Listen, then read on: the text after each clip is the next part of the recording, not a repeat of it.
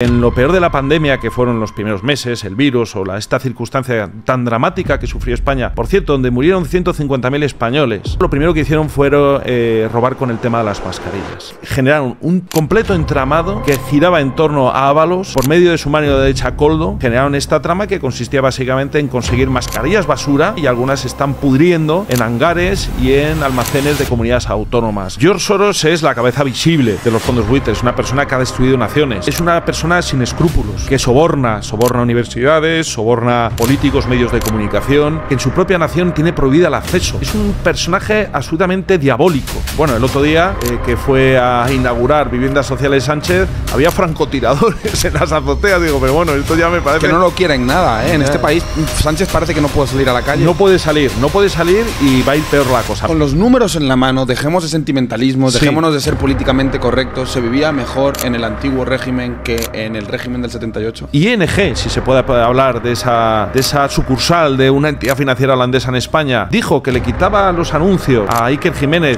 intentando provocar un efecto tsunami. Tuve tweets o posts en X que tuvieron millones de visitas diciendo: cierra la cuenta, saca el dinero y vende las acciones.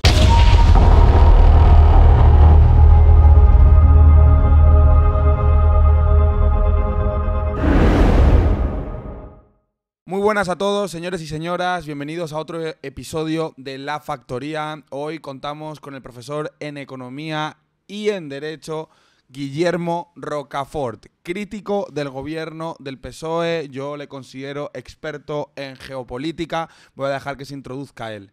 ¿Cómo está, Guillermo?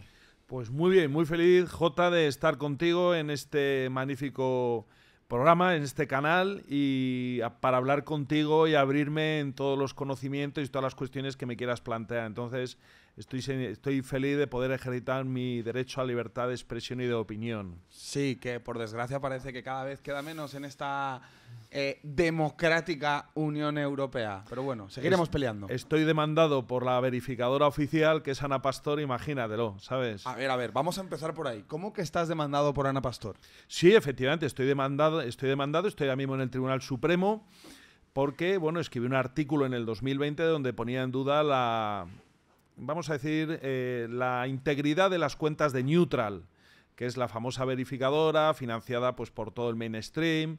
Ella, que es además empleada del grupo A3 Media, tiene esta productora que además vende sus productos, Conspiranoicos es de ella, y entonces hice ese comentario y bueno, ya se revolvió con una ferocidad y me interpuso una demanda, creo que pidiéndome 80.000 euros, simplemente por un artículo que no era más que un folio, ¿no? Donde yo simplemente alegaba pues eso, que las cuentas que no cumplen los cánones fiscales y mercantiles. Entonces, bueno, pues ahora mismo estamos en el Supremo, con lo cual, pues lógicamente me siento muy concernido y muy preocupado, porque parece ser que hay vacas sagradas en este país de las cuales no se puede hablar de sus negocios, ante lo cual, lógicamente, hay que dar la batalla en los tribunales, porque yo creo que somos una sociedad moderna avanzada y al menos que se deben conocer o al menos expresar opiniones divergentes, y desde luego que las cuentas de Neutral es un asunto que a mí me preocupa mucho y un tema de la máxima actualidad de la opinión pública. Por lo tanto, pues ahí estamos, dando la batalla en los tribunales. He sido demandado, pero bueno, lo llevo con mucho orgullo y mucho honor, porque eso para mí, lógicamente, es ponerme ya a un nivel de resistencia que creo que es importante. Honor para ti al 100%. O sea, Gracias, no puedo estar Jota. más de acuerdo contigo de que te debes de sentir honrado por ello. Guillermo, ya que empezamos con Neutral, mira que hemos dicho que de qué íbamos a hablar más o menos, pero me interesa muchísimo para los que no lo sepan. Neutral eran aquellos verificadores de verdad que utilizaban Instagram, Facebook y todas las redes sociales para poner el pequeño mensajito abajo de que este reel o este post contiene información falsa. Con el tiempo se ha demostrado que, creo que ha reconocido el propio Zuckerberg, para que no lo sepa, Zuckerberg es el dueño de Meta, Facebook e Instagram, ha reconocido que sí que recibían dinero de los estados para ir alineado con el relato oficial, sea el famoso virus del 2020, sea con cualquier información con respecto a la guerra en el este y demás. ¿Cierto? Efectivamente, incluso el mismo Zuckerberg ha dicho que las compañías verificadoras que tenía contratadas que se habían separado de la verdad. Hay muchas verificaciones, sobre todo en esa época de del virus, de la pandemia, muy, vamos a decir, muy delicados de Neutral, como cuando por el hecho de que no hubiera mascarillas en España, porque nos quedamos desabastecidos, estaban robando, el PSOE ya estaba robando, era su prioridad robar, no salvar a españoles, llegaron a decir que usar mascarillas sin tener síntomas es insolidario y que no se debe hacer, ¿no?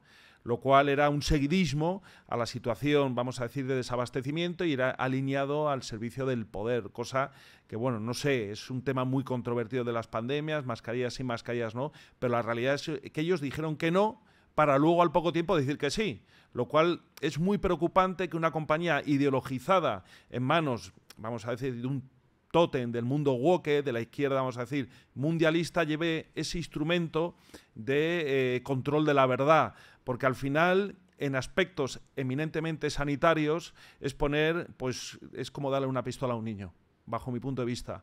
Verificación de noticias de sanidad lo tienen que hacer médicos y profesionales, no una persona que se mueve por la subvención y por la pasta que la inyectan desde que tiene la sociedad, porque le han metido ahí dinero, por cierto, de lo cual no está tributando como es debido.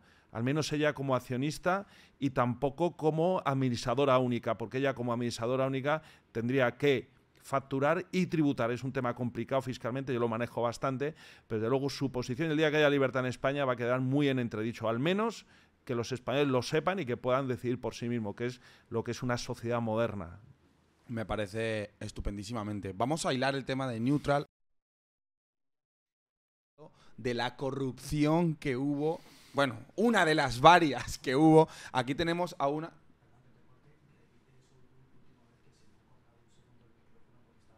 Vale, perfecto. No pasa nada, no pasa nada, no pasa nada. Vale, hilando todo este tema de Neutral, has mencionado el tema de las mascarillas y la corrupción derivada de la... Bueno, una de las varias corrupciones que ha habido durante pandemia y post-pandemia con este gobierno. Y aquí tenemos a una de las personas que más seguimiento está haciendo a todos los casos de corrupción del Partido Socialista Obrero y sobre todo, algo así, español. Cuéntanos un poco varios de los casos a los que tú estás investigando bien y denunciando en redes sociales, sobre todo en X, donde recomiendo a todo el mundo seguir a Guillermo Rocafort porque la verdad que expone unos posts increíbles, unos tweets muy certeros y directos a la daga de los socialistas. Pues efectivamente, este gobierno socialista, desde que llegó en el 2018, apoyado por la banda terrorista ETA, obviamente, porque Bildu son los pistoleros, los que han matado a casi 1000 españoles, lo único que se ha dedicado es a robar. A robar. Y además es que yo me remito a lo que dicen los informes de la UCO. Es decir, todo el tiempo lo han dedicado a expoliar al Estado. Y es especialmente doloroso que en lo peor de la pandemia, que fueron los primeros meses, el virus o esta circunstancia tan dramática que sufrió España, por cierto, donde murieron 150.000 españoles, y muchos han quedado, lógicamente, con un COVID resistente, una enfermedad que, bueno, en fin, se sabrá en el futuro la realidad. Pero lo primero que hicieron fue robar con el tema de las mascarillas. Yo creo que crearon una situación idónea para robar, que es desabastecer España.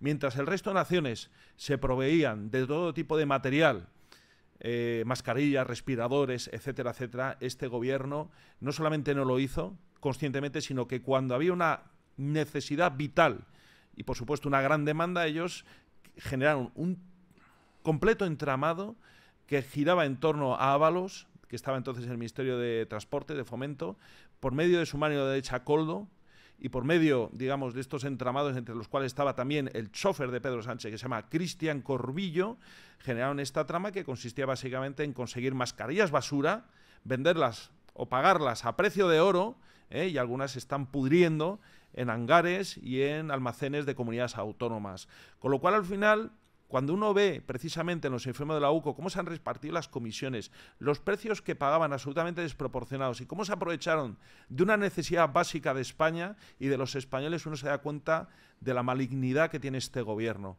Pero no solamente eso, también se aprovecharon de la trama de los hidrocarburos, que han defraudado, estimo yo, 10.000 millones de euros, que se dice pronto, ¿eh?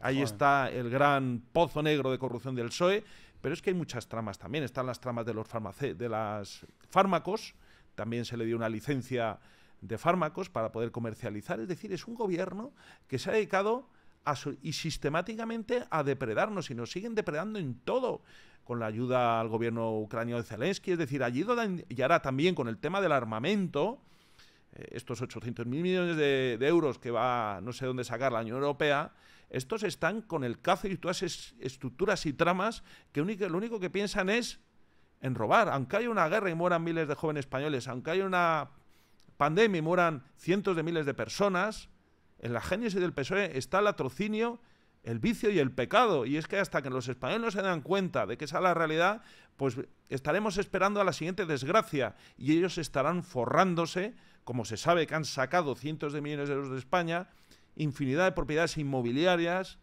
y luego ya, pues imagínate, todo lo que lleva esto de prostitución, es decir, la degradación máxima de una sociedad como la española que está sometida a este parásito que es el Partido Socialista, desde que se fundó. Guillermo, yo voy a ser aquí un poco crítico, no con tu discurso, que suscribo al 100% cada palabra, sino también con todo el sistema en general. Es cierto que cuando el Partido Popular, porque en democracia en España solo han gobernado el bipartidismo, solo ha gobernado tanto Partido Popular como el Partido Socialista. No creo ni que con Vox ni con Podemos vaya a cambiar muchísimo la película, sinceramente, porque yo creo que esto es un mal endémico. ¿Con el Partido Popular crees que las cosas hubiesen sido distintas durante esta época? En lo esencial no, porque el régimen del 78 es un régimen absolutamente podrido en su génesis, porque la transición la monitorizaron las potencias anglos, porque hasta el año 75 España era la octava potencia industrial del mundo. Es cierto que no teníamos un régimen democrático representativo, pero ¿para qué partidos políticos? Al fin y al cabo había soberanía nacional, soberanía económica y soberanía militar. Y España tenía una posición geoestratégica muy importante. Cuando muere el anterior jefe del Estado y viene el cambio político, el ciclo político, quienes toman las riendas de la nación son las potencias anglos, y me refiero al Reino Unido y a Estados Unidos. Y desde entonces nos han ido laminando desde arriba a través de estos instrumentos que son el Partido Socialista y el Partido Popular, que es como las dos caras de la misma moneda. Y de esa manera España se va degradando. Es decir, quizá a lo mejor en el Partido Popular la corrupción no sería tan casposa y tan cutre como es en el PSOE, pero tendría también otras ramificaciones igualmente dolorosas, sobre todo para los que confían en que esta derecha liberal pueda reconducir la situación. No hay salida para España en el régimen del 78. Estos partidos políticos tienen que desaparecer y tienen que surgir nuevas fuerzas que vendrán de la mano de la juventud patriota española, con nuevas ideas y un nuevo planteamiento geopolítico de lo que tiene que ser España ante el mundo y sobre todo ante la historia, porque ahora mismo somos un prostíbulo gigantesco, gestionado por personas absolutamente arribistas que lo único que buscan es su interés personal y la destrucción de la nación. Y ahí me meto, lógicamente, también en el Partido Popular. Aunque también yo tengo amigos, digamos, en el Partido Popular y gente patriota y gente que considera que desde dentro se puede hacer algo. Pero no hay salida dentro de un régimen que está absolutamente encorsetado, absolutamente inútil, que ha permitido que lleguen a la presidencia del gobierno personajes siniestros como Pedro Sánchez y como Zapatero y como Rajoy. Entonces, al final, yo creo que esos primeros ministros, el caso de Pedro Sánchez, clarísimamente lo colocó George Soros en el puesto. Entonces, eso nos da una idea de que, en fin, la gente buena de ahí que salga y que crean nuevas opciones políticas. ¿Quién es George Soros? ¿Quién es Larry Fink? ¿Quiénes son los fondos buitre que verdaderamente tienen la mano metida en España a través de la deuda? Esto es un programa, yo he hablado contigo entre telones y la verdad que me ha impresionado muchísimo todo tu conocimiento, pero a mí me encantaría que la audiencia tuviese ese conocimiento que tú me has transmitido a mí entre telones, se lo transmitieras a ellos, porque la gente cree que España opera y toma decisiones libremente, o el gobierno toma decisiones libremente, y realmente cuando te das cuenta que la primera persona que se reúne con Pedro Sánchez una vez es reelegido, y es que hago mucho esto porque me parece muy importante, es con el CEO de BlackRock. Así es. Efectivamente, George Soros es la cabeza visible de los fondos buitres, una persona que ha destruido naciones. Tumbó la libra esterlina durante 3 veces. Es una persona sin escrúpulos, que soborna universidades, soborna políticos, medios de comunicación. Es un hombre que en su propia nación tiene prohibida el acceso, que es Hungría, porque es un hombre que se enriqueció, ya se ha sido publicado, y él alardea de ello, precisamente del oro de los o las riquezas de los judíos que fueron perseguidos, precisamente en Hungría, que fue una de las persecuciones más feroces porque la situación estaba ya absolutamente caótica y desmadrada. Hablo finales del 44, ¿no? Es una personalidad que no respeta las leyes, no respeta las naciones y su único objetivo es generar caos. Es un personaje absolutamente diabólico. ¿Qué es generar caos? Destruir las familias, destruir las patrias, destruir las estructuras sociales que nos permiten vivir en un marco de paz y de estabilidad. Y para eso va de la mano precisamente los fondos buitre, que la mayoría son anglos, y que a lo que se dedican es a invertir en sectores estratégicos. En España, por ejemplo, tienen la mayoría de las televisiones, la mayoría de las empresas energéticas, la mayoría de los bancos. Es decir, los sectores estratégicos han entrado ya en un tercio de hoteles españoles les pertenece y lo que hacen es destruir las economías. Y es así, entran en los accionariados y socavan la estabilidad, imponen presidentes del gobierno, impondrán gobiernos cuando llegue el momento, porque Sánchez se cree que está ahí atornillado al puesto, pero no es nada más que un mero peón. La reina y el rey son los fondos buitre. Quizá la reina sea Soros y el rey sea BlackRock. Porque BlackRock, vamos a ver, si uno analiza en qué naciones entran los fondos buitre, va viendo que los fondos buitre entran en las naciones que están súper endeudadas. ¿Por qué? Porque le ofrecen una cierta liquidez que necesitan para... En fin, también ha pasado en Argentina y otras naciones y que no tienen esa autonomía, no tienen lo que se llaman los fondos soberanos, no tienen huchas que les permiten sobrevivir en las crisis económicas que provocan ellos, porque esas crisis las provocan ellos, como la guerra de Ucrania, ahí donde está BlackRock, que se quiere quedar con todas las tierras y todas las riquezas y todas las tierras raras. De hecho lo han firmado, ¿verdad, Guillermo? Bueno, han firmado la reconstrucción de Ucrania, ya está firmada que se la va a quedar todo lo de, digamos... Sí. Los proyectos de reconstrucción ya están firmados, que se los van a quedar ellos. Eso es lo que ha hecho históricamente Estados Unidos, destruir naciones para luego reconstruirlas y vivir del negocio de la reconstrucción. Lo pasó precisamente en la Segunda Guerra Mundial y en otras naciones. Y eso hay que señalar, el plan Marshall. Y ahora viene el plan de armamentístico europeo, que son 800.000 millones de euros, que es una cosa verdaderamente demencial. La industria armamentística está también detrás de los fondos buitre y, como digo, lo que hacen es socavarlos. Entonces hacen decisiones económicas para cobrar las subvenciones, que es lo que les interesa, y luego, por ejemplo, en el campo de las energías renovables hablamos en particular de un tema, ¿para qué? Para tener una economía precaria y totalmente volátil y totalmente insuficiente para España, cerrar las nucleares porque generan una economía eficiente y venga molinillos y venga placas solares por toda España cuando se sabe que esa energía no está lo suficientemente desarrollada para dar a España la cobertura de energía que necesitamos para tener una industria competitiva, porque sin energía barata, ¿qué industria vamos a tener? No vamos a poder competir en los mercados. Es así, entonces, claro, es por ponerte un ejemplo. En los hogares españoles la energía pues cada vez está más cara, la luz cada vez está más cara, y eso en el sector bancario, pues los bancos al final se convierten en instrumentos que financian a los partidos políticos, que vamos a decir del mainstream de los medios de comunicación.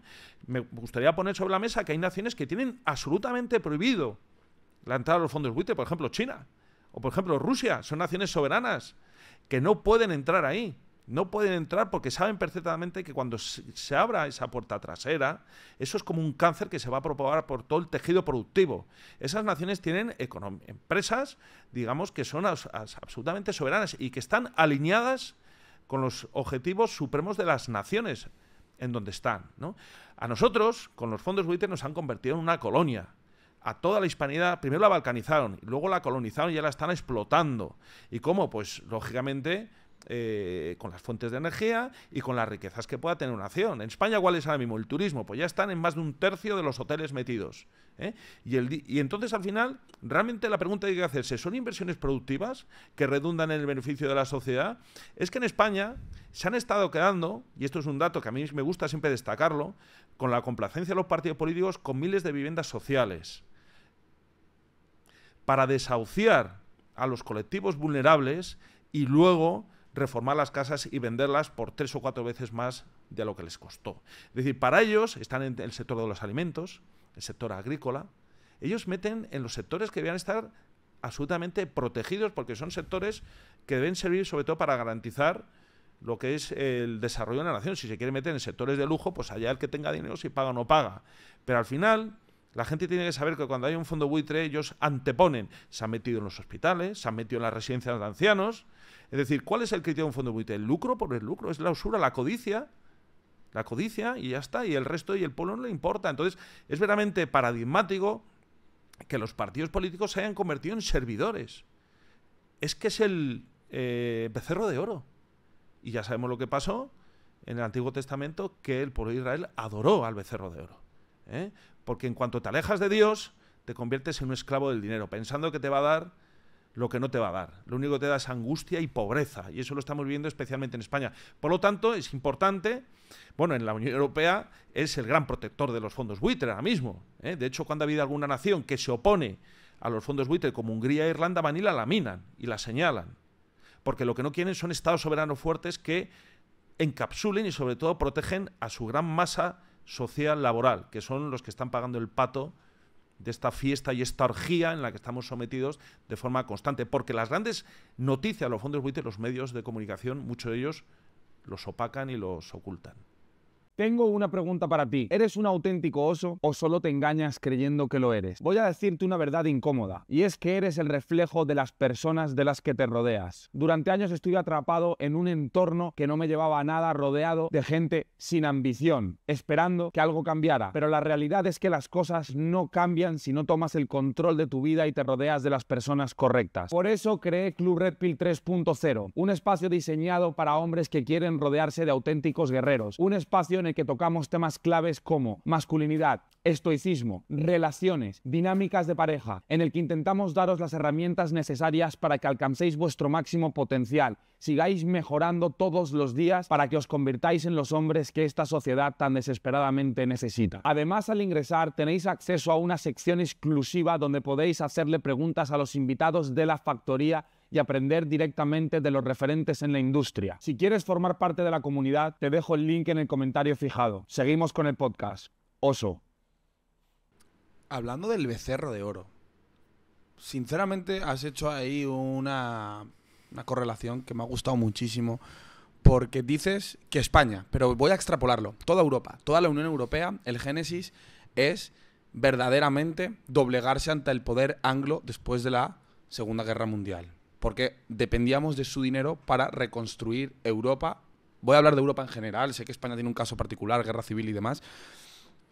No sé si viste la inauguración de los Juegos Olímpicos de París. Toda la simbología que se utilizó.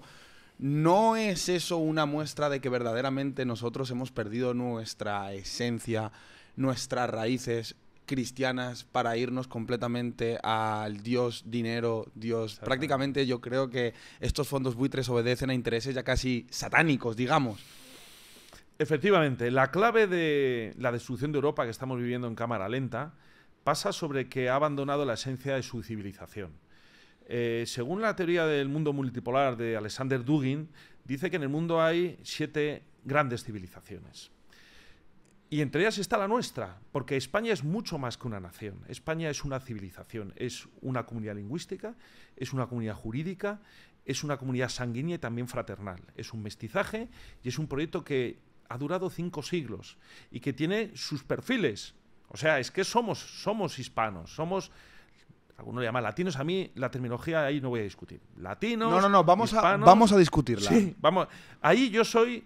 digamos, condescendiente, porque entiendo que no nos podemos ahogar en discusiones bizantinas, latinos, hispanos, a mí me gustan más hispanos. Pero hay personas que hablan el término latino porque la han interiorizado. Pues no nos perdamos en cuestiones semánticas, somos una civilización.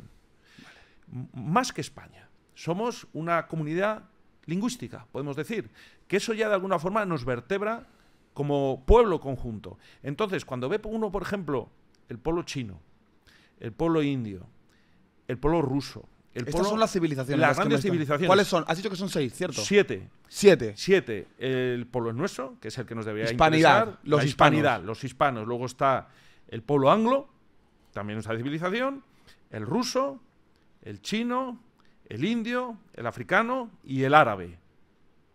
Cada uno tiene sus propios perfiles. Lo que dice la teoría de la multipolaridad es que no hay una mejor que otra. Todas están condenadas o están obligadas a entenderse. ¿Pero cómo? Respetando la identidad de cada civilización y no imponiendo un mundo unipolar, que sería el hegemón yanqui, la democracia liberal, que en la que lo que quiere es anegarnos. ¿Por qué ha fracasado, por ejemplo, todas estas cuestiones que estamos viendo en Afganistán, en Siria, en Libia, porque han intentado imponer un modelo que no corresponde a ese pueblo. Ese pueblo tiene sus perfiles, como lo tiene el ruso y el chino. Y esa teoría dice que cuando tú te reafirmas en esos elementos identitarios y coexistes pacíficamente por la vía del comercio, hay un mundo mucho más pacífico y próspero para todos. Pero cuando hay uno que se quiere anteponer y explotar tus minas, tus energías y sacar los recursos y básicamente depredarte, que ha sido el mundo anglo desde la Primera Guerra Mundial, la cosa acaba chirriando y nosotros estamos en una fase de decadencia, es evidente, pero ese proceso se puede revertir, por supuesto que se puede revertir. Es decir, el tejido, cuando sufre un ataque externo, bastaría con simplemente que cesara para que el tejido se regenerara automáticamente y que la gente recuperara precisamente esos perfiles de su ser, que es lo que somos, de dónde venimos y lo que queremos ser en el futuro. O sea, yo no quiero hablar inglés. Yo no quiero mimetizarme con la civilización china. Yo tengo una identidad que son 2000 años de historia que vienen de Roma, que nos han marcado y una serie de procesos, algunos buenos y otros traumáticos, de mestizaje con América, con todo el mundo en su conjunto. Filipinas se me ocurre y yo quiero desarrollar ese campo. Yo creo que en Filipinas vuelva a hablar español. Creo que en Filipinas tiene que ser Hispanoasia y tiene que tener un vínculo con el Estado mexicano para que vuelva ese comercio que es muy próspero, como hubo en los siglos XVI, XVII y XVIII. Precisamente el siglo XVIII, donde México, Ciudad de México, fue la capital del mundo en términos de riqueza. Por lo tanto, no había tanta depredación cuando en una ciudad que yo he ido ya varias veces, y donde tiene unos palacios soberbios que lógicamente se financiaron con la propia riqueza, que tenía hospitales, que tenía universidades, que todavía pervive y es maravillosa la Virgen de Guadalupe. Es decir, esos son nuestros perfiles. Que es legado hispano, no es legado precolombino. Absolutamente. Pero también hay que ser condescendiente y ser integrador. Y también interpretar su historia previa y respetarla. A mí me gusta mucho el musical Malinche porque lo que realmente consigue Hernán Cortés con Malinche es coordinar y fusionar, es el mestizaje. Totalmente. El cristianismo asume tradiciones que vienen de, siempre que sean, lógicamente, sacrificios humanos y canibalismo no, pero aquellos aspectos que sean culturales, se integran, como se hizo precisamente con los grandes caciques indios y los pueblos nativos, y eso generó una prosperidad como hizo Roma. Porque hay dos clases de imperios, están los integradores y los depredadores.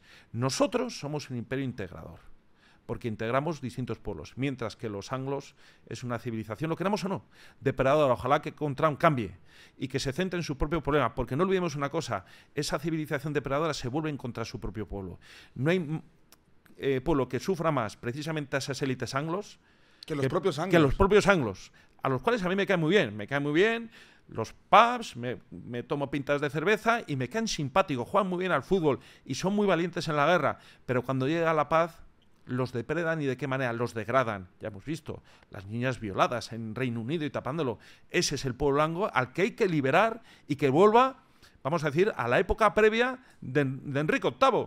Es que es un tema muy delicado lo que acabas de tocar, porque yo he reflexionado mucho sobre este tema y la gente cuando imagina la gente cuando habla del imperio depredador anglosajón se imagina que el propio pueblo británico o el propio pueblo estadounidense está exento de esta depredación. Y realmente acabas de tocar el tema de Tommy Robinson, si mal no recuerdo. Exacto, que fue sí. el hombre que te puede gustar más su ideología o menos, pero realmente lo único que hizo fue exponer cómo las élites británicas lo que hicieron fue ocultar manadas de violines pakistaníes que se dedicaban a ramplar sistemáticamente, únicamente con niñas blancas británicas. Entonces ahí te das cuenta que realmente el poder en Reino Unido, Londres no es Londres, Londres es Londonistán. O sea, también esas ideologías cancerígenas que pretenden destruir la patria también han destruido la suya. Absolutamente, absolutamente. Además tuvimos un directo muy bueno este verano a raíz de las manifestaciones, después del horrendo crimen de una persona que además los medios de comunicación y la policía ocultó que era un integrista, un radical islamista, que se estaba ya informando en temas de atentados en la ciudad de Southport, que mataron a 4 niñas. Precisamente en esa ciudad estuve yo en el año 83 aprendiendo inglés y era un paraíso. Y ahora creo que en fin, es lo que hay. Entonces, ¿cuál es la realidad? Que estas élites, la City londinense, los fondos buitre, estos Wall clubs, Street. Wall Street, la isla de Manhattan, estos abogados fiscalistas, estos depredadores, estos piratas, lo que han hecho es no solamente destruir el mundo, sino también su propio mundo.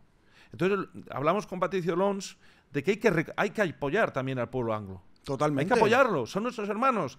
Están viviendo una situación dramática. Este hombre no tenía que estar en la cárcel, tenía que estar en los medios de comunicación. Hablando. Starmer, que es el primer ministro, lo ha denunciado Elon Musk, él ocultó, siendo el fiscal general de la corona británica, estos casos. O sea, está manchado en origen por omisión y también por acción. Y es verdaderamente dramático, porque además también hay una reflexión añadida.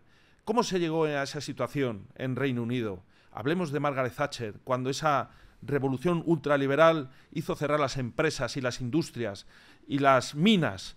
¿En qué quedaron esos padres de familia? ¿Qué opciones les quedaban? Cuando fueron humillados ante sus propias familias por perder los trabajos. Por una persona sin trabajo es una persona humillada ante su familia. Tiene que rendir cuentas. Y sin dignidad. ¿Qué les quedó? La droga, el alcoholismo, rupturas familiares, violencia doméstica, porque luego las familias lo sufren dentro. Cuando no se les da trabajo, que es un pecado de lesa humanidad, viene el desastre. ¿Y quién eran las más vulnerables en esa cadena de desgracias? Las niñas. Y luego fueron grupos de pakistaníes, que no hay que estigmatizar a todos los pakistaníes. Totalmente de porque acuerdo, el colectivo pakistaní honrado les expulsó, porque también intentaron hacer eso con sus propias niñas, vamos a decir, ¿no? Y ahí lo que habría que decir efectivamente es cómo esto fue ocultado. No solamente por la policía, que detuvieron incluso a padres de familia, no solamente por los medios de comunicación, sino ante todo por el Estado británico, que se ha retratado como un Estado criminal que se ha cebado con las niñas de ese país, que como todas las niñas merecen un respeto máximo. Ya sea la niña china, ya sea española, ya sea rusa. O sea, no puedes tolerar esa situación. Lo que pasa es que ha sido un fenómeno de aluvión y ahora mismo por el Reino Unido tiene un problema muy serio, pero muy serio. Tiene un problema. De hecho, España te diría que en cuanto a inmigración masiva, integración y demás, es el país de Europa que yo considero, sin contar Europa del Este, que menos problemas tiene. Efectivamente, porque hemos asimilado una inmigración hermana, que es la que viene de América, que habla el mismo idioma, que tiene la misma fe en general, o al menos las mismas costumbres y la misma tradición, aunque hay cosas, en fin. Hay pequeñas diferencias. Hay pequeñas diferencias, hay violencia, hay determinados con actos de violencia, pero eso se tienen que reprimir radicalmente.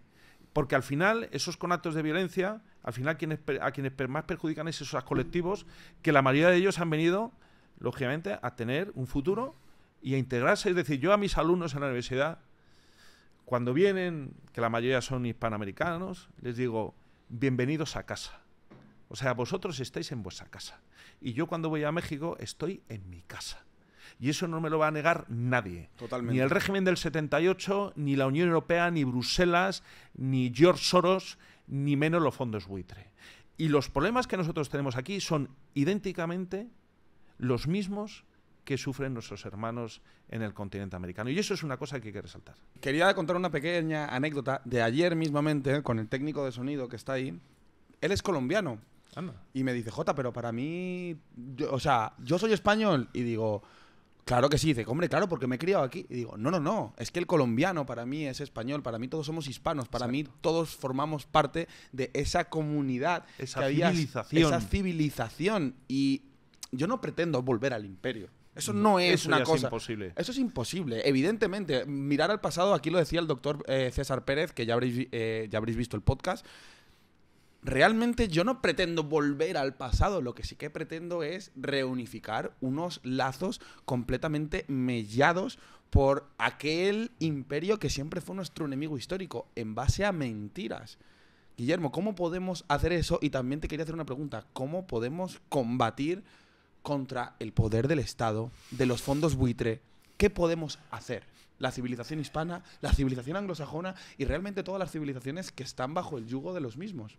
Bueno, vamos a ver. Yo creo que es fundamental recuperar los lazos afectivos. Yo estoy muy integrado con el Club de Periodistas de México porque he descubierto personas que, siendo de la izquierda social, tienen un sentido profundo de lo que son nuestros pueblos hermanos. Lógicamente, soslayando aristas y siempre mirando hacia el futuro, porque lo que hay que hacer es mirar hacia el futuro. Analizar las causas, compartir pensamientos, pero sobre todo yo creo que es fundamental recuperar los lazos afectivos. Porque si desde Chile y Argentina están que se matan, desde Colombia y Venezuela lo mismo, desde Uruguay y Paraguay, 3/4 lo mismo, desde Perú y Chile estamos igual, pues lógicamente ya no es solamente un problema de España hacia Hispanoamérica, es que ya la propia Hispanoamérica está muy fragmentada porque nos han balcanizado. Es decir, lo que quieren hacer con Rusia nos lo hicieron a nosotros hace 2 siglos. Y además, de la misma manera, promocionando guerras y por la vía de la deuda, que es lo que han querido. Lo que pasa es que con Rusia no han podido, porque Rusia es un país que tiene sus peculiaridades, tiene también sus problemas internos, tendrá temas controvertidos, pero ha sabido resistir, cosa que nosotros no hicimos. Pero a lo que voy, ¿cuál es el modelo a seguir? Vamos a ver, ahora mismo, en los tiempos contemporáneos, creo que es fundamental recuperar precisamente esos lazos, recuperar el comercio. Eso es fundamental porque es como se pacifican los pueblos, es decir, intercambiando bienes y servicios. Es muy interesante estos viajes de estudiantes, de trabajadores, que haya un flujo constante. Nosotros no nos deberíamos de someter a las normas migratorias de la Unión Europea en lo que a hermanos españoles de América o hispanos se refiera, y ver cómo está el mundo, hacia dónde se dirige el mundo. Y ahora mismo hay un cambio radical desde el comienzo de la guerra ucraniana, que es el mundo multipolar. El mundo multipolar ha triunfado. De hecho, Trump se quiere insertar en el mundo multipolar, quiere restablecer plenas relaciones económicas con Rusia, quiere hacer unos negocios y los rusos están como locos, porque hay mucho en el aluminio, en el uranio, o sea... Tierras raras. Tierras raras, o sea, realmente, y luego mucha tecnología. Y sobre todo, que por la vía del comercio es cuando se pacifican los pueblos. Tenemos el caso de China, hay que ver. Todavía siguen diciendo que es un país en vía de desarrollo, pero vamos, China ya es la primera nación del mundo, ya no es Estados Unidos. Y India se está desarrollando mucho, se está industrializando. El pueblo árabe también está balcanizado, tiene muchos conflictos internos. Nosotros tenemos una enemistad histórica con ellos, pero también ha habido periodos importantes de amistad. No tenemos por qué llevarnos mal, porque podemos ser un puente de unión con Europa y con Occidente, porque el pueblo árabe, al fin y al cabo, estuvo en España durante 8 siglos. Y ahí, hombre, ahí queda pues lo que es el Generalife y todo lo que es Granada, que es precioso. Entonces, distintos palacios que hay en España y eso es interesante, y poner en valor lo que realmente nos puede vincular, como hizo durante el régimen anterior. Pues Franco era muy amigo de Nasser, y muy amigo de Nasser, el presidente de Egipto. Estuvo en España, Nasser, y también había vínculos con Gaddafi y había vínculos con Saddam Hussein, porque siempre España, digamos, con esos estados laicos, pero profundamente patrióticos y respetando la religión, lógicamente el Islam, supieron ver en España que de hecho España entró en Naciones Unidas gracias a los votos a favor en Naciones Unidas de las naciones hispanas y las naciones árabes. Y son los que han apoyado que Gibraltar sea español. Entonces nosotros tenemos que ver cuál es un tema que tenemos que tocar. Muy interesante. Tenemos que ver cuál es nuestro ámbito natural, llevarnos bien con todas las civilizaciones, y ahí tenemos el caso del BRICS. El G7 se está hundiendo.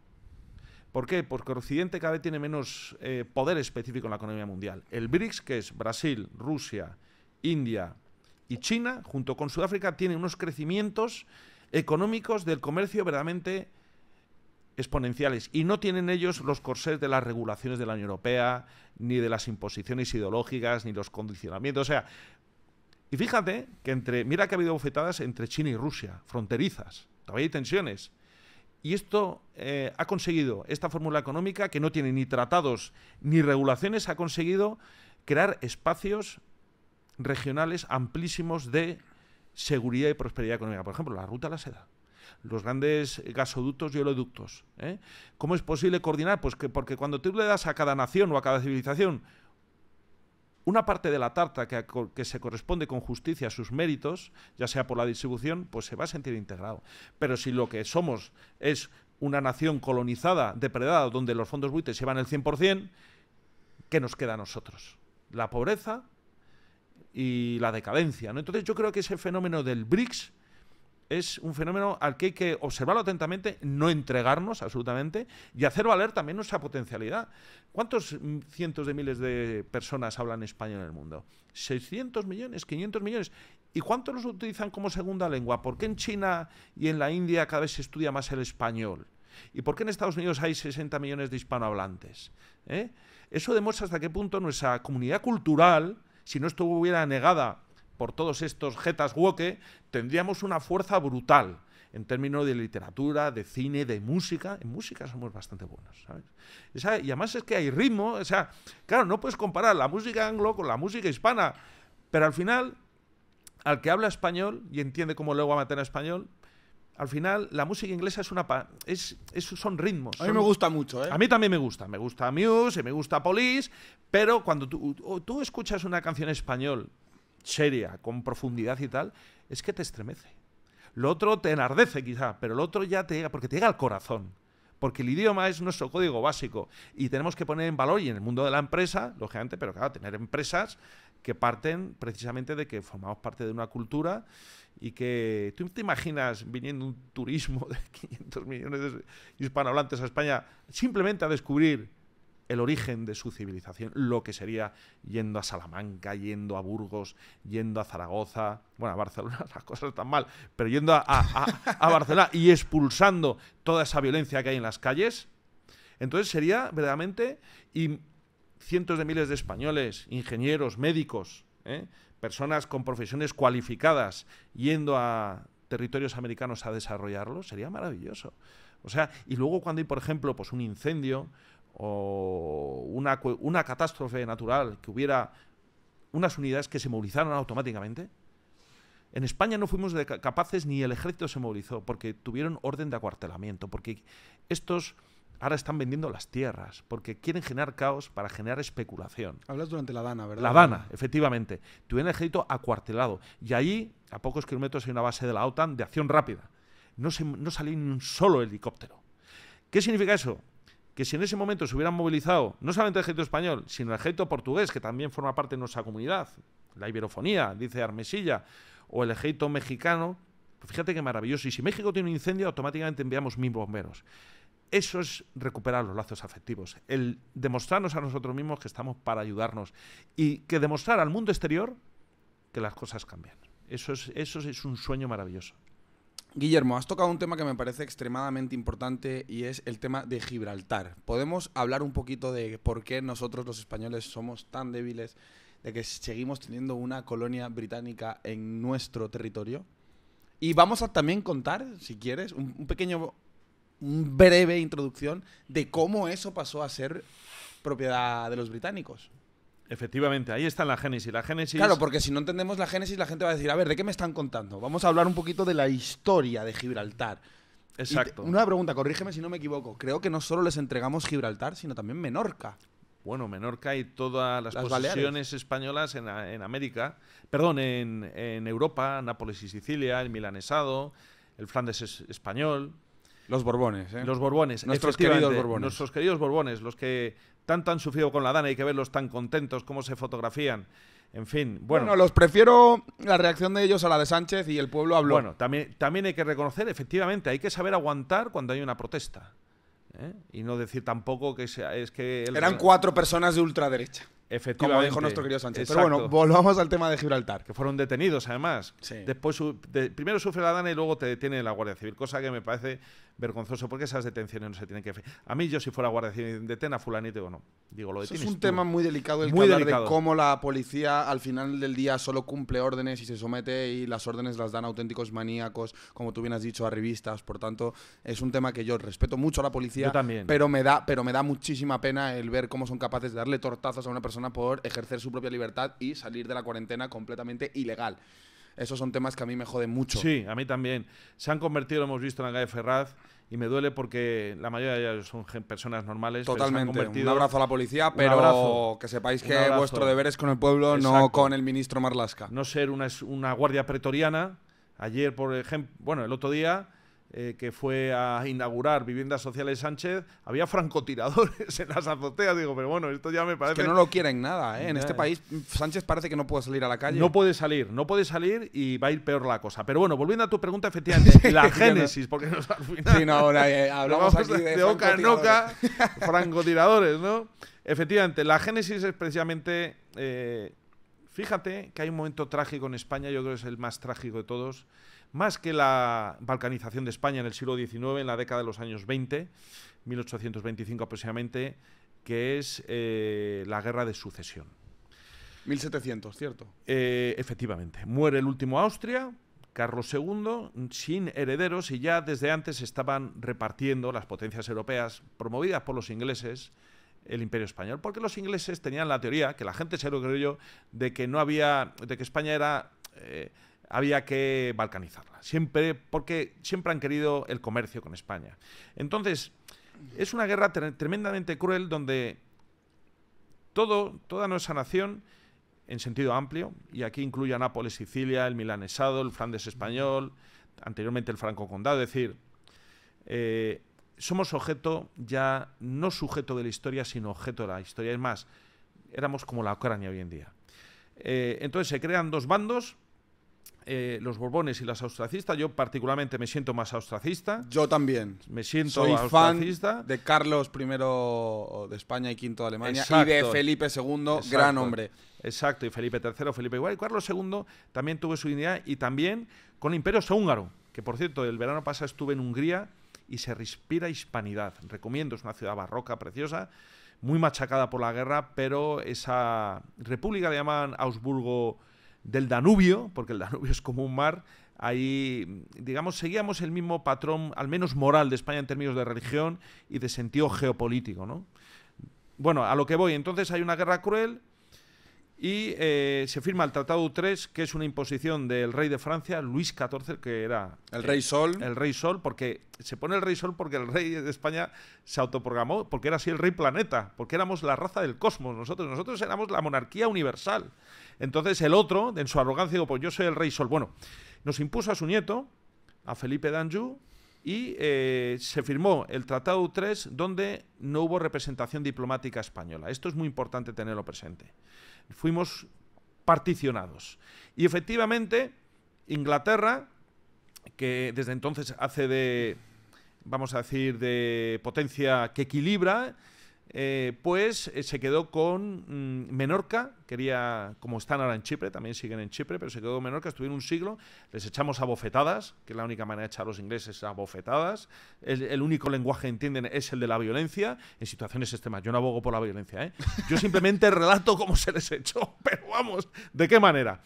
Y en Gibraltar durante el siglo XVIII hubo 3 sitios, estuvimos a puntísimo de recuperarlo. Decenas de miles de españoles lucharon por ese intento de recuperar, porque al final eso ha marcado la geopolítica mundial. No olvidemos que Gibraltar fue clave en la Segunda Guerra Mundial. Si Gibraltar hubiera caído en manos alemanas, hubieran cerrado el Mediterráneo, como se hacía antiguamente en la Edad Media, con una cadena, y ahí no pasa ni un submarino, no pasa nadie. Pero, bueno, pues era británico, y siempre se ha usado además últimamente en la guerra de Libia y en la guerra de Siria, de ahí han salido submarinos y han de alguna forma desestabilizado el Mediterráneo. Bueno, ahora mismo es donde reparan los submarinos nucleares británicos y también de la OTAN, de los Estados Unidos, porque antes lo hacían en Escocia, que donde tienen una base especializada, pero el Partido Nacionalista Escocés hace de esta cuestión de la base y del peligro de la base de submarinos británicos y de sus reparaciones su principal bandera electoral, y eso explica que haya sido el partido históricamente más votado de Escocia. No porque sean independentistas, sino porque exigían que esa base se cerrara. ¿Qué es lo que pasa ahora mismo en España? Pues que se reparan los submarinos nucleares en Gibraltar, con el peligro que se supone para 1,5 millones de españoles que viven en el campo de Gibraltar, porque allí no hay distancias. Entonces allí los átomos, cuando entren en una especie de reacción nuclear, no se van a parar en la verja. Pero yo incluso pedí el plan de protección nuclear de toda esa zona por parte de España y no hay ni plan de protección nuclear. Los británicos sí lo tienen y hacen un simulacro una vez al año. Se quedan en sus casas, bajan las persianas, reparten yodo, los hospitales se activan. En la línea de la Concepción no se hace nada. No se hace absolutamente nada. En Algeciras tampoco. No hay ni siquiera medidores. Ni siquiera medidores. A lo que voy, se ha convertido en un peligro también militar, porque claro, en este conflicto, la guerra de Ucrania, han dicho los rusos, el primer misil en caso de un conflicto, uno irá a Londres y el otro irá a Gibraltar. O sea, nos están poniendo en la diana por esa beligerancia y sobre todo la impotencia de nuestro gobierno en hacer frente. Entonces, con esto acabo. El estatus internacional de Gibraltar es que es un territorio pendiente de descolonización, según Naciones Unidas. Ese estatus solamente lo puede cambiar la Asamblea Nacional de Naciones Unidas. O sea, ni siquiera el propio Pedro Sánchez podría hacer un reconocimiento de facto de una soberanía o una independencia al pueblo llanito, porque que eso Guillermo solamente sería perfectamente capaz porque son sus amos. lo ha hecho con el Sáhara igualmente. Lo ha hecho con el Sáhara, que también era el Sáhara español, y eso fue un acto de traición por parte de España hacia los 100.000 saharauis, que de entonces han estado viviendo en una diáspora y una situación verdaderamente dramática. Entonces España tiene muchas cuentas pendientes. Una de ellas es defender al pueblo saharaui e implicarse. Y luego también un tema muy interesante, tenemos 2 resoluciones a favor que dicen que hay que descolonizar, y hay una muy importante, yo creo la más importante, que es una del año 1973, una resolución del Pleno de la Asamblea de Naciones Unidas que dice que en un territorio pendiente de descolonizar nunca puede haber una base militar. O sea, hay un doble incumplimiento tolerado absolutamente por el gobierno español. Y te añado más, con esto acabar, para que veas lo putrefacto que es el régimen de la Constitución del 78. El régimen de Franco hizo una muy buena política internacional con respecto a Gibraltar, porque ganamos las resoluciones internacionales, nos apoyaban hasta los soviéticos en esta lucha. Los ingleses estaban que trinaban porque diplomáticamente habían perdido la batalla.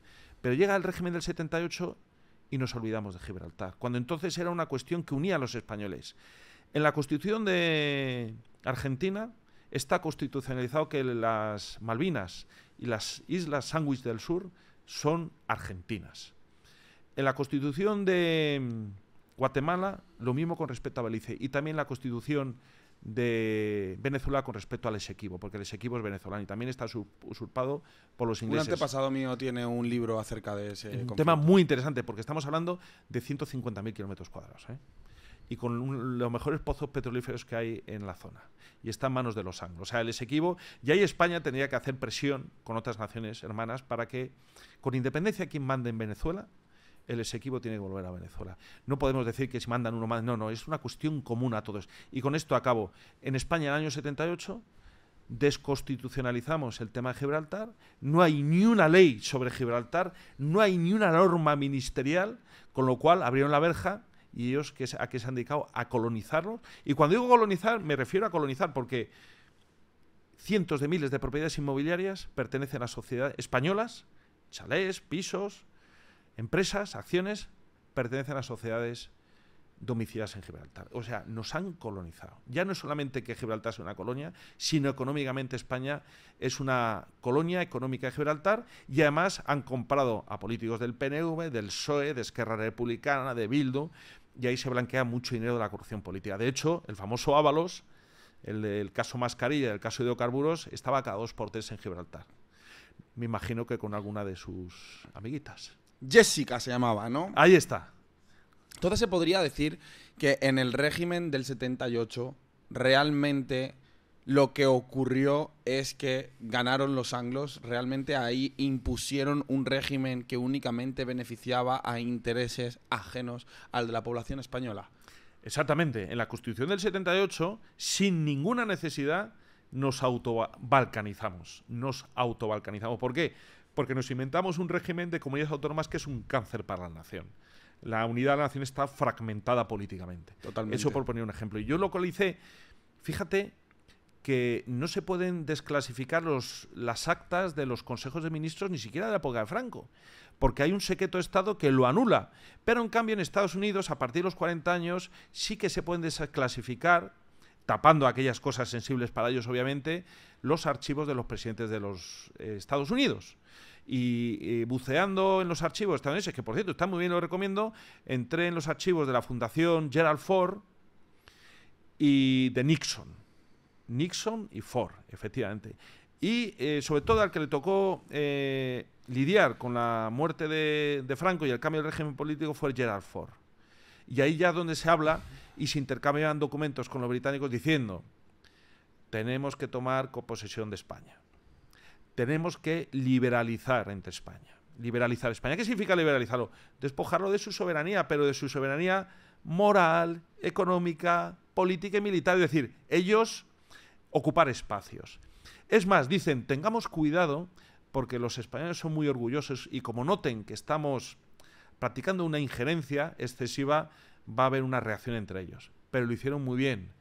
Se habla de reuniones con el jefe del Estado, que actuó entonces, Juan Carlos I, como un confidente de la embajada americana, que eso es una página dramática de ver a un jefe del Estado, porque al fin y al cabo Estados Unidos dijo, mira, tu posición es frágil, ¿por qué es heredero Franco? Si tú me apoyas, yo a ti te consolido en el poder. Fue una relación de win to win, ganaron los dos, pero perdió España. Y sobre todo cuando decían que había que liberalizar las empresas, hay que liberalizar la economía, ellos fijaron, hay que hacer un referéndum, pero todo de una forma, vamos a decir, como muy rápida, muy precipitada, ¿no?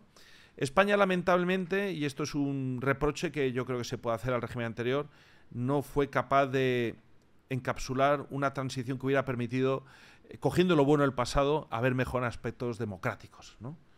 De representatividad, que eran necesarios en el mundo moderno, pero haber mantenido, pues, ser una potencia industrial, ser una potencia militar como éramos, pero entonces nos integraron en la Unión Europea, bajo la premisa, el condicionamiento de nuestra desindustrialización, desmantelamiento del sector primario, agricultura, ganadería, pesca. Entonces teníamos la mayor flota pesquera del mundo, teníamos la mayor red de armadores de barcos, constructores de barcos.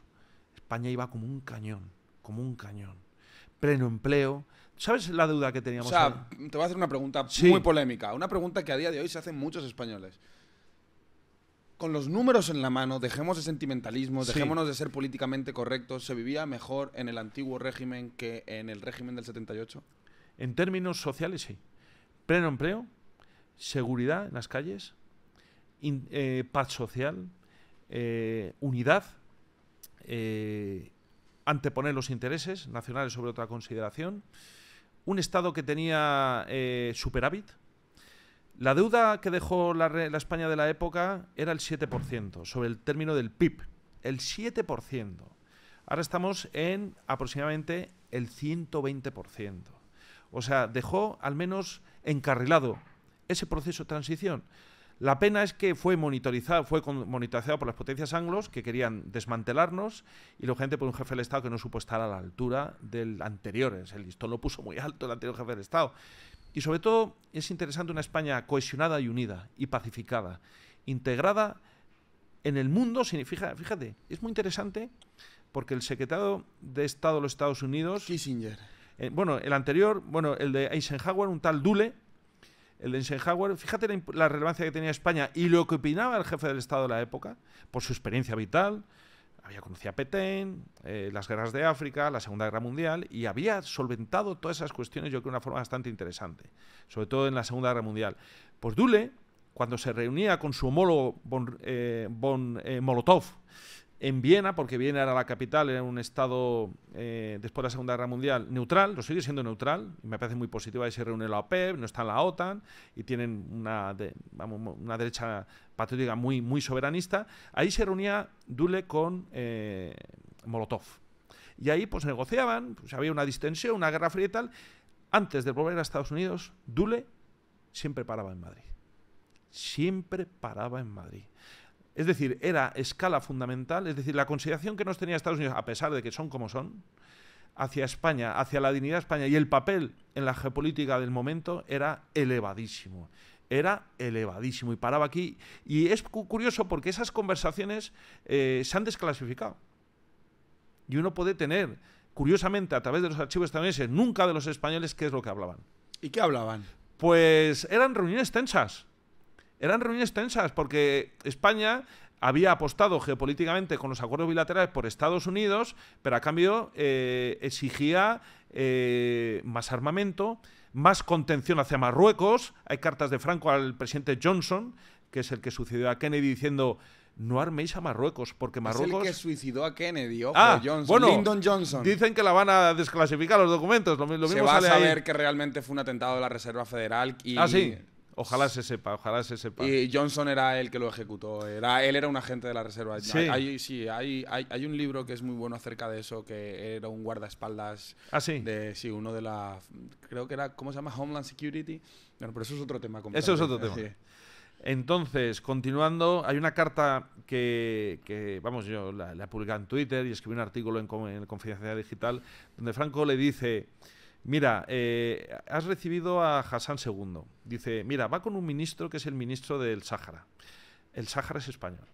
Y lo va a seguir siendo, al menos mientras yo sea el jefe del Estado. Porque el pueblo saharaui de España irá directamente a la independencia, que es o la autodeterminación o la soberanía propia. Digo, pero tienes que tener cuidado porque si tú armas... O sea, le decía Franco a Johnson, tal cual, no me parece mal que inviertas en la economía marroquí porque es una inversión legítima. Lo que no veo bien es que le des armamento que desequilibre el frágil equilibrio que tenemos, porque decía, Marruecos es una nación agresiva con todo quien linda, con toda la nación que linda con ella. No solamente contra España, sino también, sobre todo, destacaba Argelia. Sí. Digo, y Argelia está con acuerdos... Hay bastante tensión geopolítica entre Marruecos y Argelia. Y Argelia está con la Unión Soviética, ahora está con Rusia. Entonces, claro, para que veamos hasta qué punto la injerencia estadounidense... Y entonces es muy interesante, porque más allá de, en fin, toda esta cuestión que todavía no hemos solventado dramáticamente en nuestro pasado más reciente, pero sí que había una visión geopolítica de los intereses de España. Y bueno, decía, ¿y qué se hablaba? Por ejemplo, una reunión que hubo a principios del año...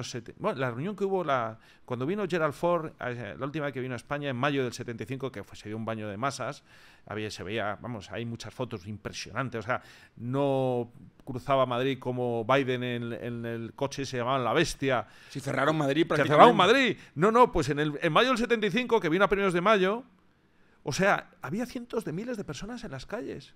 Entonces hay una reunión donde básicamente el presidente del gobierno entonces, que era Arias Navarro, le decía a Gerald Ford, le decía, nos preocupa mucho la tensión geopolítica porque sabemos que si hay una guerra nuclear, la zona de Torrejón, Zaragoza, porque había bases aéreas, y sobre todo la rota va a ser seriamente atacada, lógicamente, por la Unión Soviética en un conflicto nuclear. Digo, tenemos que revisar los acuerdos bilaterales.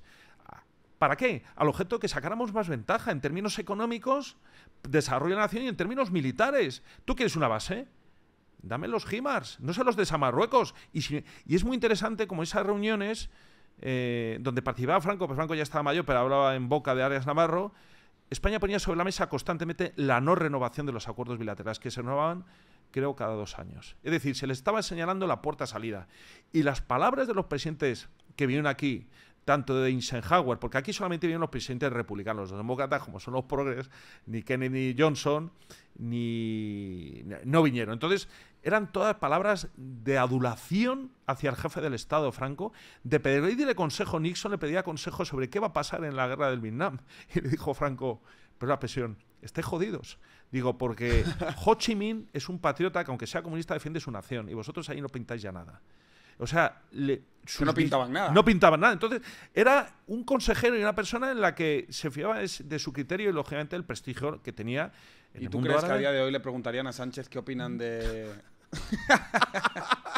Es que ya Marco Rubio ya no va a venir por España a preguntar nada, ni al jefe del Estado ni al presidente del gobierno, porque España ya no pinta absolutamente nada. Estamos fuera del tablero geopolítico porque nos hemos ido degradando. Si hubiera otro que al menos mantuviera una posición geopolítica seria y patriótica, claro que vendrían. Vamos, estarían aquí como hacían antes. Y esto es bueno que los españoles lo sepan. Sí, la verdad que es muy... Yo no sabía nada de esto. Y la verdad que me interesa muchísimo saber cómo funcionaba la España de aquella época. Porque creo que la sociedad, sobre todo los jóvenes, tienen una visión completamente distorsionada o, digamos, contaminada. Tampoco digo que haya que glorificar ni muchísimo menos. Que cada quien saque... En este programa lo que se busca es que cada quien saque sus propias conclusiones. Nadie pretende cohibiros, nadie pretende tampoco induciros a pensar de determinada forma, pero... Esta información que está dando aquí Guillermo, yo personalmente no la sabía, y yo estoy convencido de que muchos de los jóvenes y no tan jóvenes que nos estáis viendo tampoco. Entonces es importante saber cómo en aquella época España, en cierto sentido, era incluso respetada. Me gustaría que me mandaras para poner esas cartas en los links. Sí, te las voy a enviar. Me gustaría ponerlo en la descripción para que veáis hasta qué punto España se respetaba. A día de hoy no se respeta. A día de hoy, literalmente, el Donald Trump le dijo a Pedro Sánchez, "You sit down". No sé si has visto ese vídeo. Que le hace así como chucho. Sí. Joder. Te voy a dar otro dato interesantísimo. En la guerra del Yom Kippur del año 73, esta guerra que, bueno, al final, Israel fue atacado por Siria, por Egipto, y parecía la derrota, y luego contraatacó y ocupó los altos de Golán y la península del Sinaí. El presidente del gobierno de España, entonces era el almirante Carro Blanco, prohibió a Estados Unidos utilizar las bases conjuntas para transportar material para Israel, porque entonces la España de la época nunca reconoció el Estado de Israel. Nunca, y a pesar de que la nación que más hizo por los judíos en la Segunda Guerra Mundial fue la España de Franco, que salvó a decenas de miles de ellos. Y Portugal, Salazar, efectivamente. Pero a lo que voy...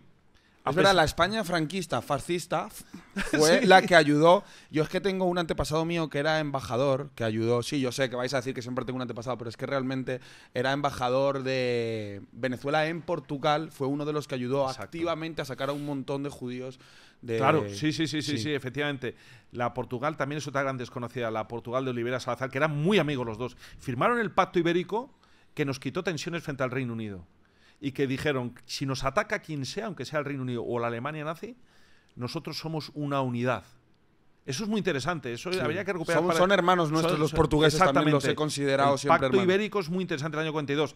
Y ya para acabar el tema del Yom Kippur, porque España, la posición geopolítica de España respecto a la cuestión de Israel, a pesar de toda la legitimidad moral de que habíamos salvado al pueblo sefardita, tanto en Grecia como también en Hungría, en Budapest, hicimos, o sea, que ya esos pasaportes venían de la época de don Miguel Primo de Rivera, el padre José Antonio, que es el que crea estos estatus de doble nacionalidad. Bueno, a lo que voy, era una posición tan clara y tan evidente que todo el mundo lo respetaba. Digo, ¿cómo España, que ha salvado a decenas o cientos de miles de judíos, que es así, o sea, es que eso es indiscutible, cómo es posible que, además, cuando se creó el Estado de Israel, ellos votaron a favor de la expulsión de España de las Naciones Unidas. Con lo cual Franco se enfadó. Israel se enfadó mucho y de forma legítima de cómo, después de todo lo que he hecho, ¿sabes? ¿Cómo me traté de esta manera? Porque no solamente es darles pasaporte, es que cuando venían los barcos repletos de judíos, sobre todo de Grecia, que iban hacia Hispanoamérica y hacia Norteamérica, ¿dónde hacían escala? En el Marruecos español. Y ahí se les daba todo tipo de avituallamientos. Les dimos de beber, les dimos de comer. Bueno, la geopolítica, yo no critico en este caso al pueblo judío, critico al gobierno de entonces. Pero a lo que voy, la posición geopolítica era que hasta que una nación árabe no reconozca el Estado de Israel, España no reconocerá el Estado de Israel. Ya solamente con esa posición, la España de Franco se ganó la admiración y respeto de todo el mundo árabe. ¿Por qué? Porque decían, igual que también tenía la admiración y respeto del pueblo judío, digo de la base, porque es un hombre justo, es un hombre que sabe discernir cuestiones religiosas, políticas, sabe anteponer los intereses de su nación, que respeta nuestros vínculos históricos, que son centenarios, porque lo que queramos son ha habido vínculos históricos con el mundo musulmán, y ante todo no se somete al dictado del mundo anglo. Y a pesar, fíjate, de esos acuerdos bilaterales con los Estados Unidos que se firmaron con Eisenhower, ni siquiera cambió España su política a ese respecto. Cambia, lógicamente, después de los acuerdos de Camp David, ya creo que fue con Suárez cuando Egipto es la primera nación árabe que reconoce a Israel, y ya Suárez, que siguió la política de Franco a este respecto, lo reconoce. Entonces es muy interesante porque eso da... es decir, tú no puedes enfrentarte a una civilización completa, ¿sabes? Cuando todos sabemos que eso es muy injusto lo que ha pasado y que hay muchas cuestiones y lo que hay que hacer es conciliar y sobre todo ser humanitario, como fue el régimen de aquella época, al cual, por cierto, le están diciendo... Se ha llegado a decir en televisión española que de España salían cientos de trenes repletos de miles de judíos para ser entregados a los nazis. Digo, pero vamos a ver. Eso es mentira. Pero es todo tan burdo, y luego lo verdaderamente lamentable es que hay un importante sector de nuestra población, yo no sé en cuánto cuantificarlo, a lo mejor hasta la mitad o más, que se cree cualquier barbaridad que digan. Es verdaderamente pasmoso, pero bueno, ¿qué vas a hacer? Por eso es muy importante plataformas como esta, Worldcast, Wall Street Wolverine y todos los programas que están intentando dar una versión un poquito menos mainstream, menos escuchada en las grandes televisiones. Esa es nuestra gran guerra, porque al final del día yo creo que todo el mundo merece dar su opinión, y sobre todo si está fundamentada en un montón de años de estudio. Realmente tú ves lo que hay en la televisión y es Sara Santaolalla, coño, que es que joder, es una choni barrio bajera, y no es porque tenga nada en contra de los barrios bajos, ni muchísimo menos, pero se ve que de preparación anda más bien justita. realmente lo que ponen en la televisión a día de hoy lo que parece son voceros del régimen, personas poco críticas con lo que hay, y realmente no se da jamás una confrontación de una persona con tu visión, a no ser que he de decir aquí que Guillermo Rocafort ha sido colaborador con Iker Jiménez en Horizonte, que yo considero que es la única persona a día de hoy en periodismo institucional que realmente aboga por un debate abierto de opiniones de todo tipo. Pues sí, la verdad estoy muy agradecido a Iker, me ha llevado unas 10 veces y a tratar temas muy controvertidos, y siempre, como en tu caso, te deja hablar con respeto y se crea un clima mágico, porque realmente has puesto el dedo en la llaga. La manipulación de los medios de comunicación es abismal. Y tenemos que tener en cuenta que hay una grandísima correlación entre nuestra degradación política y económica, empobrecimiento, con nuestro empobrecimiento moral y cultural. Es decir, España, en los siglos de oro y posteriormente en el siglo XVIII, el siglo XIX, el pueblo español, y hasta bien entrado el siglo XX, hasta el año 75, claramente, el pueblo español era un pueblo leído.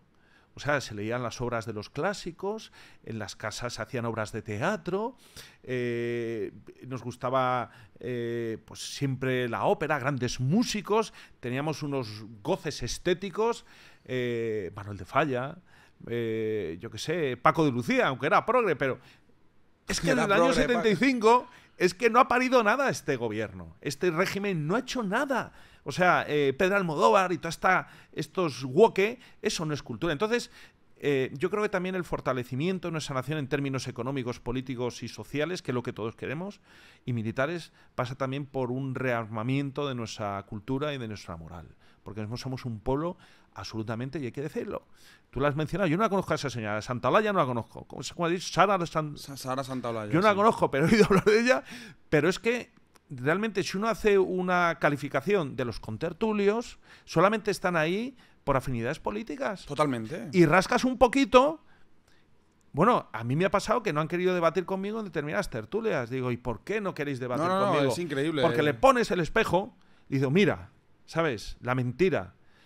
¿Quieres argumentos? Te los doy todos, ¿sabes? Rebátelos. No, pero su estrategia es interrumpirte, su estrategia es decir, tú eres un fascista. Exacto. Inmediatamente caen en la falacia del hombre de paja, falacias ad hominem. Sí. Es increíble el ver cualquier persona, por eso mi guerra es intentar dar otros puntos de vista totalmente contrarios a los mainstream, pero es que al final del día creo que para ganar esta guerra cultural, para ganar este relato por la verdad o esta, digamos, batalla por la libertad de expresión y que la mejor de las ideas triunfe, la gente tiene que entender que viendo la televisión y viendo ese tipo de programas, lo único que está haciendo es apoyando al sistema. No te estás informando, te están programando. Yo creo que has puesto en la llaga. Hay que hacerles el boicot. Totalmente. Y además que lo apaga sientan, la tele. Que lo sientan los anunciantes. Que lo sientan los anunciantes. En este sentido, yo fui muy beligerante. No sé si me pasé de la raya o no, porque hay veces que en mi caso tengo un defecto que soy más papista que el Papa cuando hay que ser. Entonces, cuando ING, si se puede hablar de esa sucursal de una entidad financiera holandesa en España, dijo que le quitaba los anuncios a Iker Jiménez, intentando provocar un efecto tsunami. Sí, para llevárselo por delante. Exacto, efectivamente, para llevárselo por delante, porque era una acción concertada.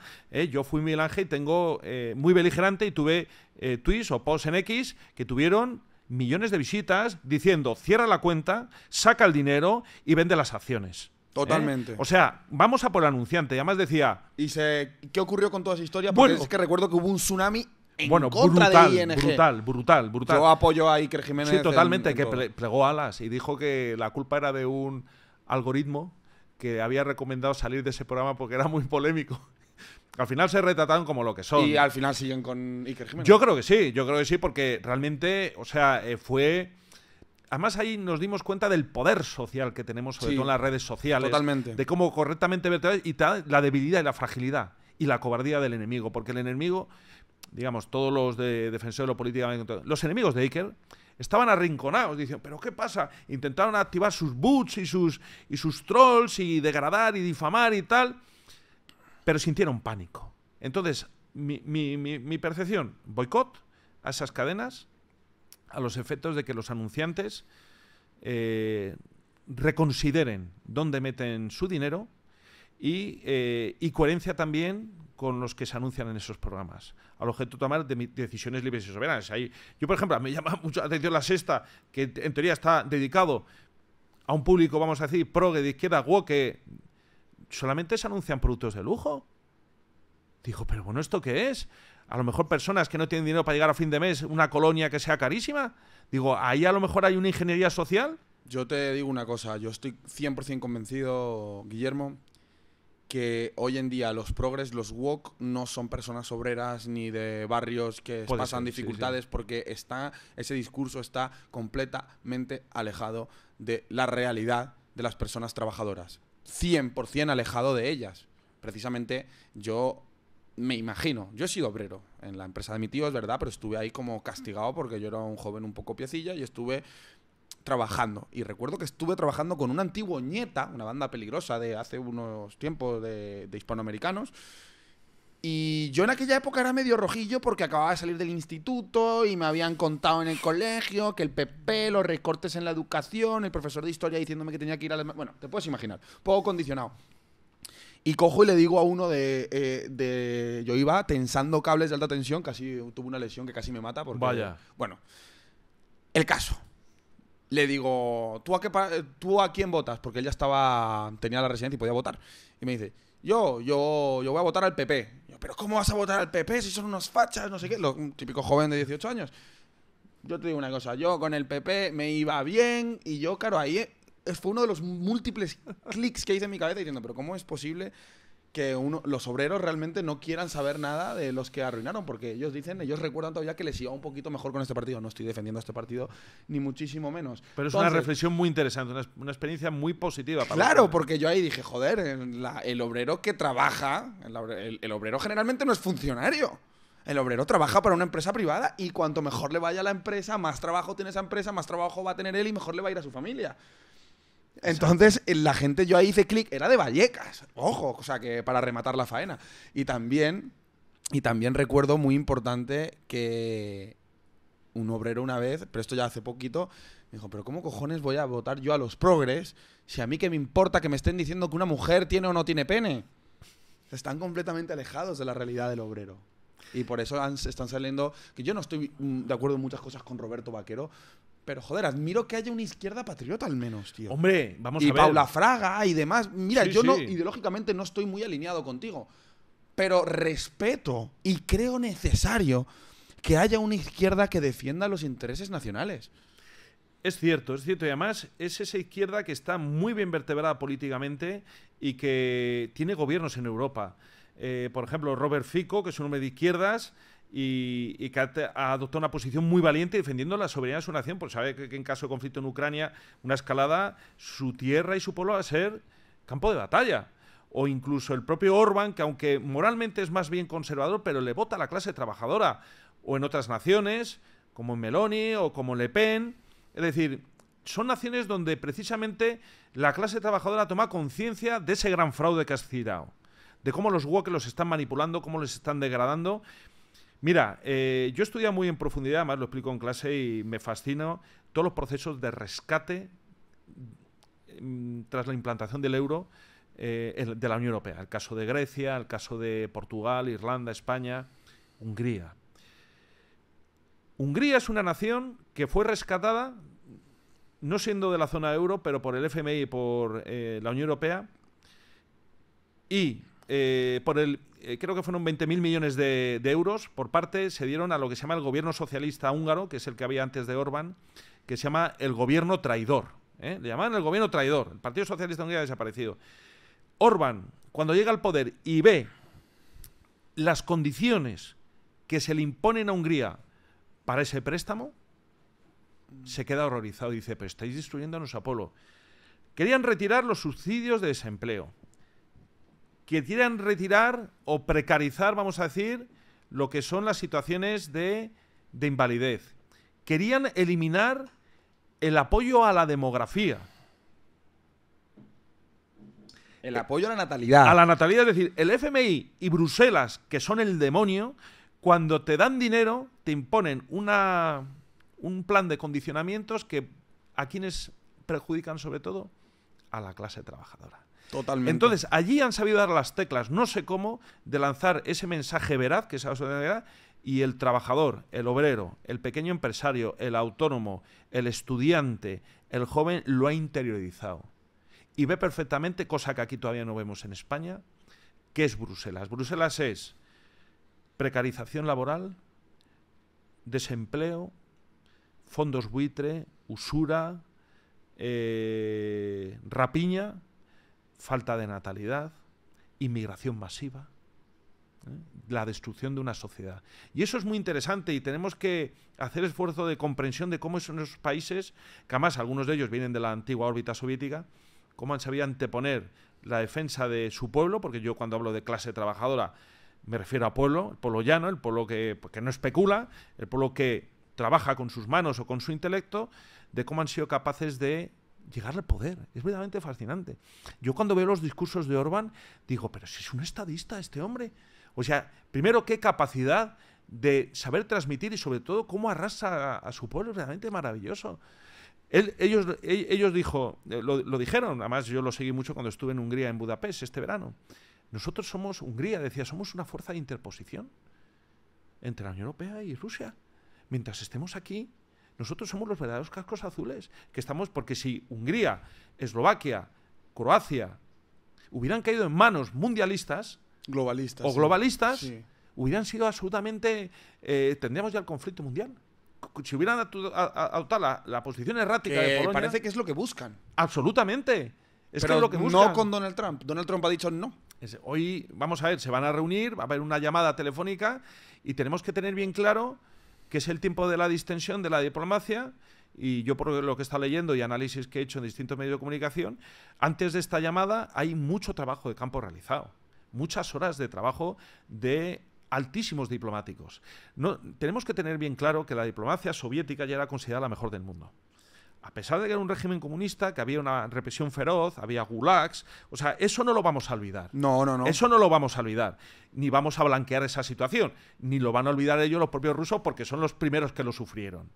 Pero lo que hay que reconocer es que la diplomacia soviética, después, sobre todo en la Guerra Fría, generó una red de contactos con naciones mucho más mejor que los Estados Unidos. Si conseguimos que esa diplomacia rusa, con mano izquierda y con mucha versatilidad, se combine correctamente con la estadounidense, yo creo que hay una oportunidad para la paz y sobre todo que el fantasma de la guerra desaparezca en Europa. Porque es otra cosa que tampoco vamos a olvidar, como tampoco vamos a olvidar los gulags o los campos de concentración. Tampoco vamos a olvidar que desde el 2022 Bruselas y determinadas naciones han hecho todo lo posible por arrastrarnos a una guerra que iba a traer desesperación y mucha muerte para jóvenes españoles. O sea, yo eso lo digo, en la vida lo olvidaré. No olvidaré cómo nos habéis estado empujando a generar escaladas, conflictos, a que surjan chispazos, cómo habéis enviado unidades militares españolas a Eslovaquia o a los países bálticos donde no pintamos nada. Eso yo no voy a olvidar en la vida. Mientras desprotegemos nuestras propias fronteras. Exactamente. O sea, es que es absurdo. Es absurdo. Y es para molestarse, sinceramente. Exactamente. Entonces, claro, ese ejercicio pedagógico, gracias a este magnífico canal y otros canales, es importante que lo tengamos en claro. No podemos ir de la mano con los belicistas, porque no olvidemos que el último interés del belicista no es ni siquiera provocar guerras o que corra sangre española, que es el PSOE lo que ha hecho toda su historia. Es el afán de rapiña, precisamente esos contratos armamentísticos y esas ayudas económicas. Ahí hay una tarta, pero la presión que te cagas. Y sus hijos, ni ellos van a ir a la guerra. Ellos van a las grandes universidades y a los casoplones y sus juergas. Ellos lo que ven en esto es una oportunidad económica para seguir depredándonos. Y punto, y no hay más, y no hay más. Joder. Vamos a simplificar las cosas. Totalmente. Oye, Guillermo, pues ha sido un placer. Antes de que te vayas, me gustaría que probaras esta bebida que se llama Testorade. Es un emprendimiento que he tenido. Soy un valiente cabronazo porque emprender en este país hay que tener los huevos bien gordos. Ya. Y la verdad que, nada, me gustaría que la probaras y me digas tu opinión. Mira, está hecha de zinc, ginseng y magnesio. Vamos a mejorar la fórmula, le vamos a poner vitamina B6 y biótica. Ala, un segundito, la voy a probar. Dime qué te parece. A ver. Pues la verdad es que tiene un sabor muy, muy original, ¿eh? Sí. No soy de bebidas energéticas, pero... No es energético, no lleva ni cafeína ni taurina. Bueno, es bueno. agua, no lleva 0 calorías y 0 azúcares. No es energético. Conviene destacarlo, ¿eh? Muy importante. ¿Para carreras es interesante o sí? Porque esto ayuda muchísimo al sistema endocrino a segregar testosterona de manera natural. Lleva muchísimo magnesio, que el 90% de la población tiene déficit. Tiene muchísimo ginseng, que es un estimulante. También tiene zinc, que son productos que prácticamente ayudan muchísimo al cuerpo a tener energía, pero sin los estimulantes que son, por ejemplo, el zinc, la cafeína y la taurina, que suelen llevar las bebidas energéticas. Así que no es una bebida energética propiamente dicha. Pues mira, la voy a recomendar porque ahora en mayo voy a ir a hacer la carrera de los 101 kilómetros de la Legión de Ronda, y como es una carrera donde además necesitan muchos suplementos de esta naturaleza, la voy a recomendar a los corredores, donde corren miles de españoles y también extranjeros, y les voy a decir, oye, mirad, esto es lo que tenéis que tomar. Te voy a regalar unas latillas para que te lleves para allá, ¿vale? 100%. Muy agradecido. Vale, Guillermo, ha sido un programa increíble. En un futuro esperemos traerte de vuelta, ya que vives aquí en Madrid, la verdad. Yo tengo muy buena relación con él, le tengo muchísimo respeto y he aprendido muchísimo con él entre telones en alguna comida que hemos tenido. Nada, Guillermo, si te quieres despedir de la audiencia diciéndoles algo. Pues que me he sentido muy cómodo, muy feliz, me has dejado hablar. Temas interesantísimos. Y recomendar sobre todo a tus seguidores que difundan loar tu figura, porque es un chico joven, emprendedor y con muchas inquietudes, y eso es lo que necesita nuestra nación.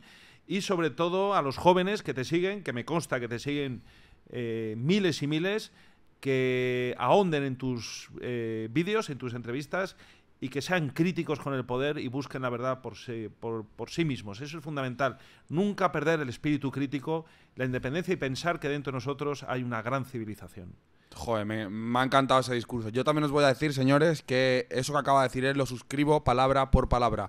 Me parece extremadamente importante que seáis vosotros los que lleguéis a vuestras propias conclusiones y que no os dejéis adoctrinar ni por la televisión, ni por los invitados que vengan aquí, ni por mí, ni por nadie. Vuestro camino es vuestro y vosotros tenéis que llegar a la verdad que consideréis por vuestros propios métodos. Bueno, los que queráis ver ahora la sección exclusiva con el profesor Guillermo, tenéis el link en la descripción y también en los comentarios fijados. Nos vemos en la siguiente, señores y señoras, osos y osas.